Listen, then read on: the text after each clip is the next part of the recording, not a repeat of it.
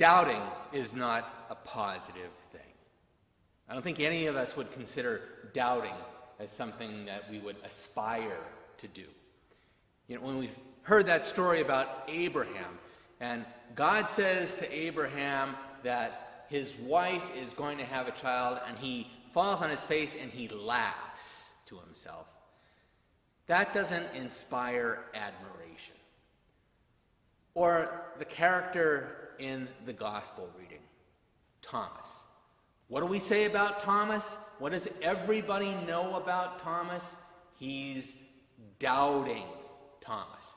And I don't think that's meant in a positive way. That's not, oh, I want to be just like doubting Thomas. Nobody says that. But maybe we should. Doubt seems to be one of those times when our faith is challenged, when our faith just isn't working well. But maybe it's more helpful to look at doubt, at those times where we don't really see how God is working, when we can't quite understand how God is working, maybe even when we don't completely trust how God is working. Maybe it's not to say that our faith doesn't work, but that our faith is stretching, that our faith is growing. And I think that's really what was happening for both of these people in the Bible, for Abraham and Thomas. God was stretching Abraham's faith. When he made that promise, when he reiterated that promise that he would have descendants, it was stretching Abraham's faith. It was inviting him into a deeper relationship of trust with the living God. And the truth is that Abraham did grow into that relationship. There were a lot of ups and downs, there were a lot of bumps, there were a lot of places where Abraham did some incredibly stupid things because he didn't trust that God would look out for him. They didn't trust that God had a plan for him. But then there were times where Abraham was incredibly trustful, where those times of doubt where that doubt was accepted by God and God's promise was reiterated even in the face of Abraham's doubt, that began to change Abraham so that his faith grew. And that's really what happened with Thomas, too. You know, we say doubting Thomas, and Thomas gets labeled with that pejorative, even though there's a lot more to Thomas in the Bible. In John chapter 11, where Lazarus, Jesus' friend, gets sick. You might remember the story. Jesus is away, and word comes to him that Lazarus is sick. And the disciples are worried about going back into Judea, into the vicinity of Jerusalem where Lazarus lives in Bethany. They're worried about it because there's been opposition against Jesus, and they're worried that they're going to all get arrested and maybe they'll all get executed. But when Jesus decides that it's time to go back, Thomas is the one who says, "Let us go with him that we may die with him." But we don't say, brave Thomas. We don't say, courageous Thomas. No. It's doubting Thomas. Or in the 14th chapter of John's Gospel, when Jesus is telling his disciples that he is going to be departing, that he's going to the Father, and that he is going to prepare a place for them in his Father's house, all the disciples are confused, but only Thomas has the guts to say, "Lord, we don't know where you're going. How can we know the way?" But we don't say, honest Thomas. We don't say, Thomas who's brave enough to ask a question. No, it's doubting Thomas because of the story in John chapter 21. And you know this story. It's a famous story. Jesus appears to his disciples in a locked room in Jerusalem. The only thing is, Thomas isn't there. So the other 10 remaining disciples see the Lord, they rejoice, and then when Thomas comes back, they say, Thomas, the Lord's alive, just like he promised. He's back. We've seen him.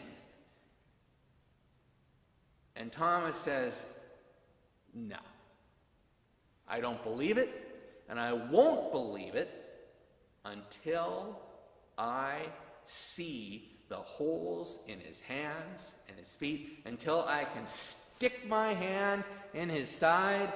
I won't believe it. And I've always thought that's just gross. Stick his hand in his side. Ugh. But Thomas had seen Jesus die. He had seen him suffer and die on the cross. And so he needed to see Jesus in order to believe that he really was back. Now that's really not that much of a stretch, I don't think. I mean, he had walked with Jesus for 3 years. He had listened to Jesus' teaching. He had stuck by Jesus' side. Clearly, he was connected deeply with Jesus, being willing to go back and die with him, being willing to ask him hard questions when he didn't understand something. So he's just being honest. He's just saying, look, you guys got to see him. That's why you believe. You saw him die. You got to see him alive again.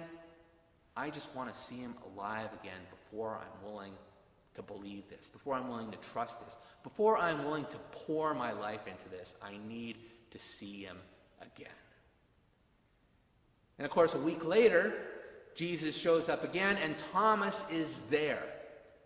Thomas, who has all these doubts. Thomas, who has all these reservations. Thomas, who seems to need proof, who seems to need to touch the resurrected Jesus in order to believe that it's really him, that he's really back. And it's interesting. There's a lot of interesting things about this story, but it's interesting that Jesus does not scold Thomas. Jesus doesn't say, you should have believed the other disciples. Jesus doesn't say, how many times did I tell you that the Son of Man must suffer and die and be resurrected? How many times did I tell you that that was going to happen? He doesn't say that. What he says is, Thomas, look at my hands. Reach out your hand. Put it into my side. Stop doubting and believe. He gives Thomas what he needs. He offers Thomas what he needs. But here's the really surprising thing, is it doesn't say in the text that Thomas actually touched him. And see, I don't think he did, because Thomas's immediate response to Jesus' invitation is to say, my Lord and my God.